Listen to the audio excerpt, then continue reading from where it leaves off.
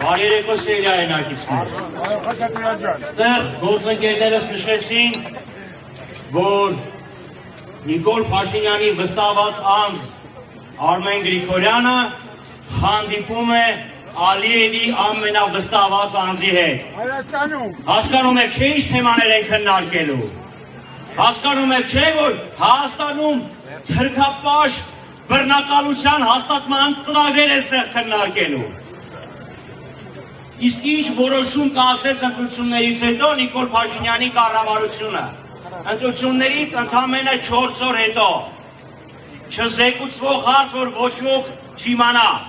եթե հատուկ չփորփրի օրակարգը։ Բարձրացրեց ակցիզային հարկը, դա գիտեք ինչ է նշանակում։ Դա նշանակում է, որ վաղը գազը, դիզելային վառելիքը, բենզինը, ծխախոտը, ալկոհոլային խմիչքը թանկելու է։ Ընդամենը 4 օր հետո այն մարդը, որ ասում է ժողովուրդ, սիրում եմ, խոնարհվում եմ, պաշտում եմ, թանկացնելու է գազը, բենզինը, դիզելային վառելիքը, հասկանում եք չէ դրա հետևանքը ինչ է լինելու։ Թե կարծում եք, որ այն թանկանոց չինական էլեկտրամեքենաներով են վարուցանք անելու։ Առանձին այդ ծանր վիճակում գտնվող գյուղացիների վիճակը ել ավելի է վատթարանալու։ Գյուղատնտեսական ապրանքը քաղաքաբնակների համար ել ավելի անհասանելի է դառնալու, ավելի թանկ է դառնալու։ Ընդամենը 4 օր։ 4 օր պահանջվեց ընդամենը։ Հիմա ընտրությունների մասին, ասում են դե ընտրություն ա եղել, ժողովրդավար ա եղել, դեսից դենից շնորհավորանքներ են գալիս, այդ վարչական ռեսուրսի այդ սարսափելի չարաշահումն է ժողովրդավարությունը։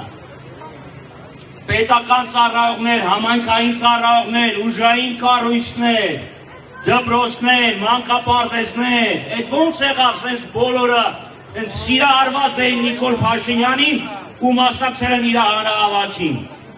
Այդ ոնց եղավ երեխեքը, որոնք սովորաբար պաղպաղակ են սիրում,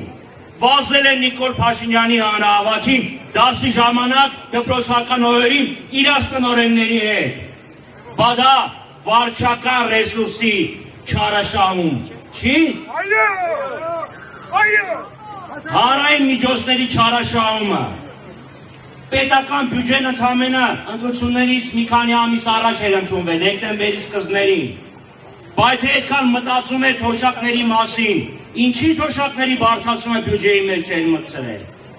Ինչի էր ասում դե թոշակառուին 10,000 դրամ տան, որ ինչ անի։ Դենա կարող են մարդիկ գնան Կիպրոս հետ գան։ Բա ինչի բարձրացրեց թոշակները։ Ընտրություններից ընդամենը 2 ամիս առաջ, ապրիլ ամսից։ Բա դա պետական միջոցներով կաշառք չի։ Բա ինչ է։ Հիմա կանգնում ասում է չէ, ազատ արդար ա եղել։ Այս վախի մթնոլորտը, որը կար։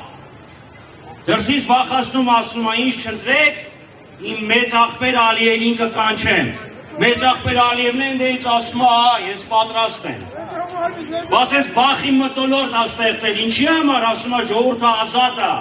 ժողովուրդը ինքը պիտի գնա քվեարկի։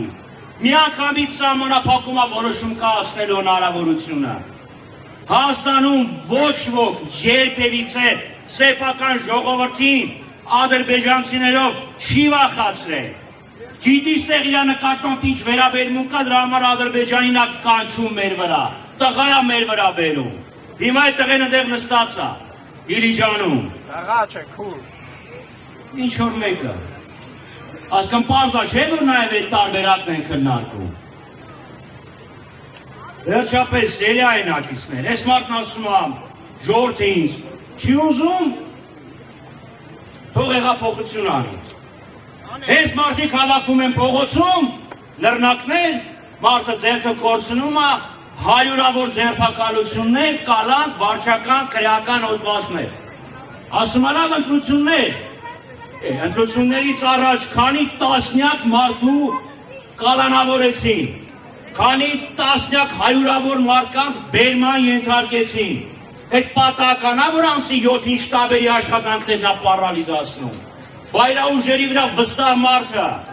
այդքան ինքնավստահ ժողովրդին սիրող մարդը կգնաք ես բռնաճնշումներին, եթե վստահ լինի։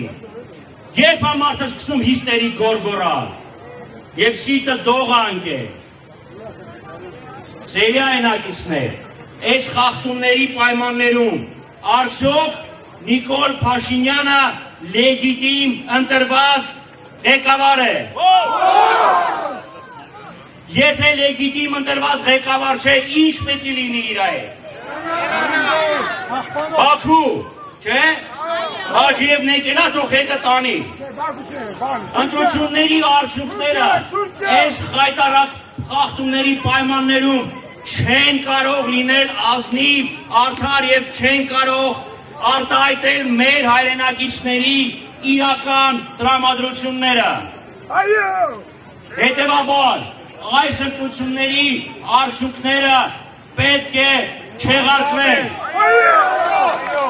Ժողովուրդը պետք է իրավունք ունենա ազատ, արդար, անկաշկանդ ընտրություններով բախի պայմաններից դուրս գնա եւ ընտրի իր ղեկավարը,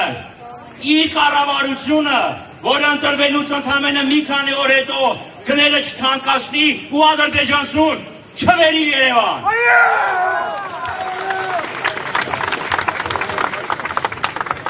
Շնորհակալություն, հաջորդ ելույթի